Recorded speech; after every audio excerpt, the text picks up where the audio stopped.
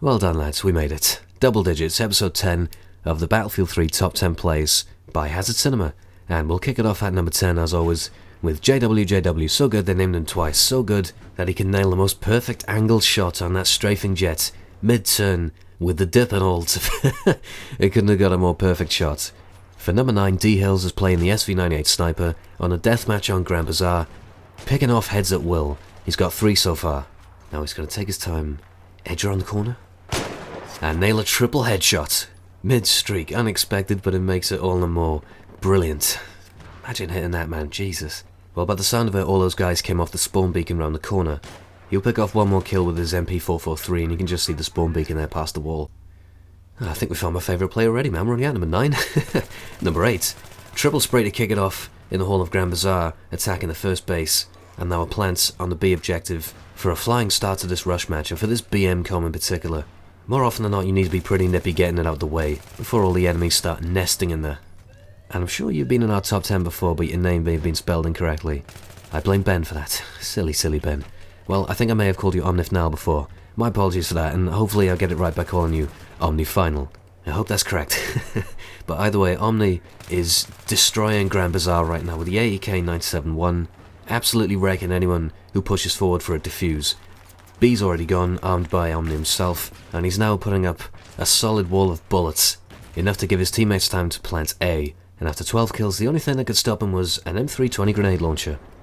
Sounds about right. Well, excellently done all the same, and the same could be said for number 7. Thready is going to tear shit up with the M240B light machine gun on the final base of Rush, Karg Island, and I've been lucky enough to see this clip prior to these top 10 plays because I've had the privilege of watching Full Metal 3, and if you have no idea what I'm talking about, search in YouTube Full Metal 3 because it's the best thing you will see all year, and I have no doubt that I can safely hold on to that statement for the rest of 2012. It is that brilliant, and this play is the definition of light machine gun. Large magazine size, large damage, perfect match for large amount of enemies. For example, oh hello there gents, lots of customers today. Feel free to die, you will not be missed, as Thready's team win the game. Top play by a top man and top video maker.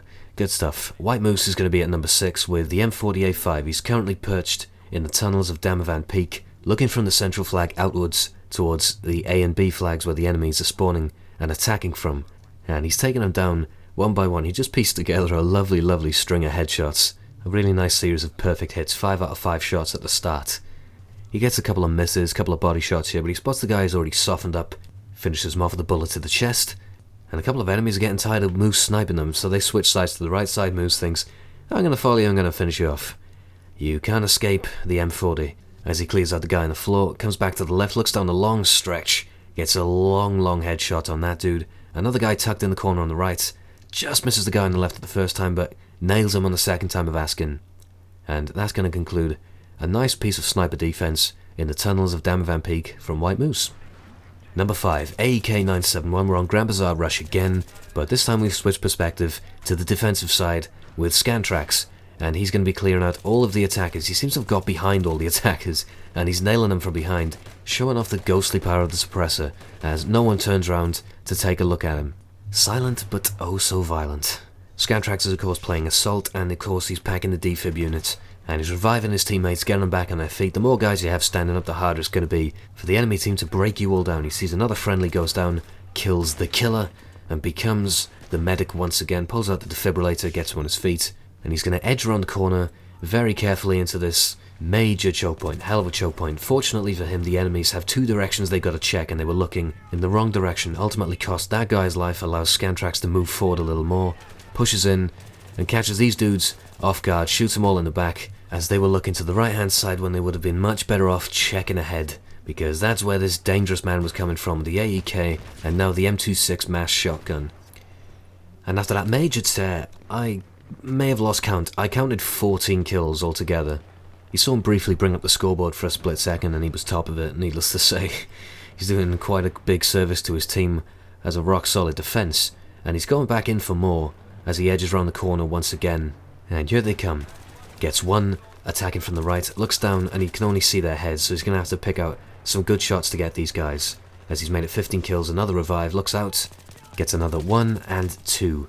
Both in the head, Had to be in the head if he was ever going to get those kills. He's going to get another revive on the guy on his left, but unfortunately, we see the end of a great streak to a C4 explosive. I don't know whether it was pre-placed on the floor as a trap, or whether it was just put up on the other side of the wall and the blast caught him. Either way, it was an outstanding play, and number 4 is Smoked Ghost using the holographic sight on his M16A3. It's something you don't see too often nowadays over the Cobra sight, and he's already picked up another 3 kills on top of that, 1 more through his M16, a double kill with his nade, and he's behind all kinds of people here on Conquest. Jesus Christ, look at this, look at this fuckfest of players. I think is the most fittingly descriptive word for this situation right here. He just got behind all kinds of... He's still behind shitloads. Good gravy, he can't find the time to reload his M16, nor his pistol. He has to switch kits, find another M16, this time with the Cobra seemingly. Runs out of ammo and that switches to a 44 Magnum scoped. Gets another double kill with that. Did you lose count? Got 14 altogether by my count. That's an insane amount of kills considering it's such a short space of time. Really well played. Number 3 is some jet action with... I'm looking forward to saying this, I hope it's right. Yo Stekan! He's destroyed 1 tank already. He turns and goes for another pass along the enemy spawn. I know this is going to get frowned upon, but this is just still so cool. Gets a triple roadkill. I mean, oh, Gordon Bennett. Feel free to make of that what you will. I thought it was very, very funny. He turns, goes for another pass through, and, well, you can see what's coming. He instantly zaps the jet, turns left, gets another man on foot. Ooh. I mean, we can't have a BF3 top plays without a bit of controversy, can we? Isn't that right, Tom? Okay, number 2. Kuplai is the pilot. And with the blink of an eye, he is now the gunner. Gunning down an incoming chopper, you can see his helicopter is empty, bar 1 inactive gunner on the left-hand side of the chopper. And this play becomes very, very interesting because Kuplai is having to be the one-man vehicle crew. And make note that I didn't say helicopter crew, I did in fact mean vehicle crew. As this enemy tank will soon become a friendly tank, as it takes one big fat RPG right up where the sun don't shine. And now for some mind gains, as the gunner jumps out scared. Kuplai jumps in the tank, squadmate spawns, kills the enemy who hopped out, as Kuplai becomes the repairman alongside his friendly. Now he hops in the tank to become the driver and gunner as another enemy tank comes in. It gets destroyed, kills the gunner. And so far Kuplai has gone from being pilot to chopper gunner to pilot again, then to freefaller to anti-tank infantry to driver to tank repairman to tank driver to anti-tank, tank driver to tank V-heli, anti-helicopter, tank driver to tank to Tom Hanks stars as Forrest Gump in Forrest Gump. Basically he's in a tank and he's now shooting down a helicopter to finish off this play. He did smack it with a shell already, but this is pre-patch, and I believe post-patch helicopters go down instantly after 1 smack from a tank cannon. And there you go, second shot was a lovely shot, pinged it right in the side. Down goes the enemy helicopter to conclude some excellent improvised variety vehicle gameplay. And number 1 is R2K88. I recognise your name, and in fact, I think you were a bit of a magnum shooter in our last plays, if I remember correctly, on Metro. I could be totally wrong, but never mind that, right? Because you're number 1 in these plays, so what's going to happen? This is more like a long gameplay with lots of key incidents stretched out across it, and the guys have highlighted out the key moments. So he's attacking Dam Van Peek on Rush with the Magnum, he's attacking the A-bomb site, gets 2 Magnum kills leading up to a plant at the MCOM, proceeds to defend it from 1 guy, kills him there, takes a peek out the window, 1 enemy comes up on his right, misses the first couple of bullets, but then places a lovely headshot on the 3rd. MCOM down, base taken. So that was the first sequence of the gameplay, and you can see he dies, but there's more to come. So what happens in this second phase is he gets a headshot, and you'll see this pesky helicopter, the Russian attack helicopter of Dam Van Peek, is a nasty, nasty piece of work. So nasty, in fact, that our man here has been devoted to nailing the pilot, and finally, after many misplaced shots, takes him out. And I thought to myself, where the fuck is he going?